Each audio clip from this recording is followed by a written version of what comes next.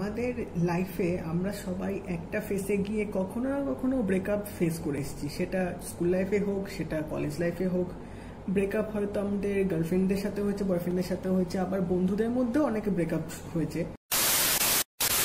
তো hello Bongs, welcome to my new YouTube channel the Bong uncut.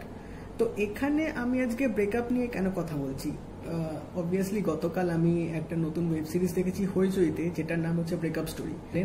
Breakup স্টোরিটা দিয়ে আমরা নামটা দিয়ে বুঝতে পারছি যে এই সিরিজটা জেনারেলি ব্রেকআপ নিয়ে ডিল করছে, কিন্তু ব্রেকআপও যে অনেক রকমের হয়, অনেকভাবে হয়, সেটা আপনারা এই সিরিজটা না দেখলে বুঝতে পারবেন না। তো এই সিরিজটায় 5টা এপিসোড আছে, 5টা এপিসোডে 5 রকম ব্রেকআপ দেখিয়েছে, যেটা আপনারা দেখলে বুঝতে পারবেন। আর লম্বা একটা স্টারকাস্ট নিয়ে সিরিজটা বানানো হয়েছে, এক একটা এপিসোড 20 মিনিট করে।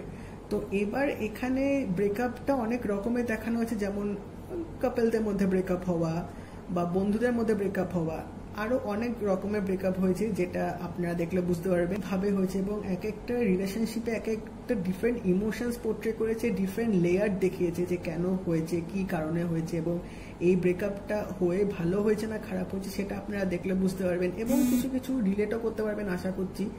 তো 5টা এপিসোডের মধ্যে আমার সবচেয়ে ফেভারিট লেগেছে হচ্ছে ফার্স্টে হচ্ছে সৌরভ দাস আর অনিন্দিতা বোসের এপিসোডটা।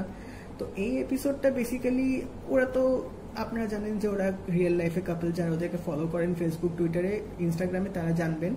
তো এখানে ওদের আলাদাভাবে কিছু অ্যাক্টিংই করতে হয়নি, কারণ রিয়েল লাইফ কাপল, তো সেটা পুরোপুরি কেমিস্ট্রিটা ভালোভাবে ফুটে উঠেছে স্ক্রিনের মধ্যে, তো আপনারা সেটা দেখে উপভোগ করবেন।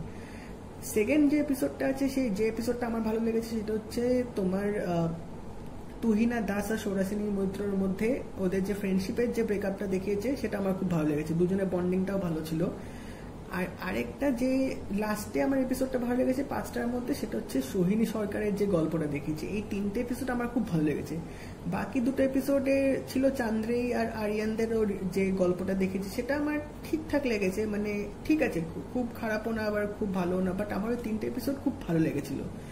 তো এবার যদি বলতে যাই, অ্যাক্টিং এর মধ্যে হিউজ স্টারকাস্ট নিয়ে 9টা অ্যাক্টর অ্যাক্ট্রেসদের নিয়ে এই সিরিজটা বানানো হয়েছে, যার মধ্যে সৌরভ দাস আছে, অনিন্দিতা আছে, সোহিনী সরকার আছে, তুহিনা দাস আছে যে ঘরে বাইরে আজ করেছে, চান্দ্রেই আছে, এরকম অনেক নাম করা অ্যাক্টর অ্যাক্ট্রেসরা এই সিরিজটাই করেছে।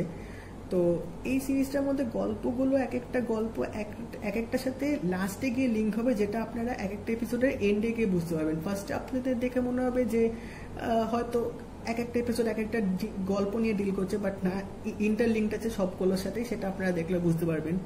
তো এই সিরিজটা খারাপ না, মানে 2 ঘন্টার মধ্যে আপনারা দেখতেই পারেন, একটা নতুন ধরনের একটা হইচই, খুব ভালো বানিয়েছেন উনি, সবার অ্যাক্টিং গুলো খুব ভালো হয়েছে, আর সবাই যে যার পার্টটা খুব ভালোভাবে অ্যাক্টিং করেছে।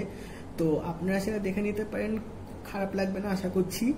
তো 2 ঘন্টার ব্যাপার, দেখতে কোনো অসুবিধা নেই। ভিডিওটা ভালো লাগলে একটা লাইক করে দেবেন, শেয়ার করে দেবেন, আর নতুন যদি হন অবশ্যই কিন্তু সাবস্ক্রাইব করবেন, কারণ এটাতে সাবস্ক্রিপশন লাগবে না।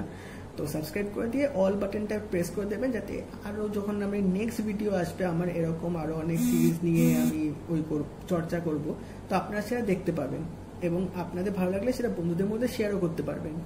তো দেখা হচ্ছে পরের ভিডিওতে।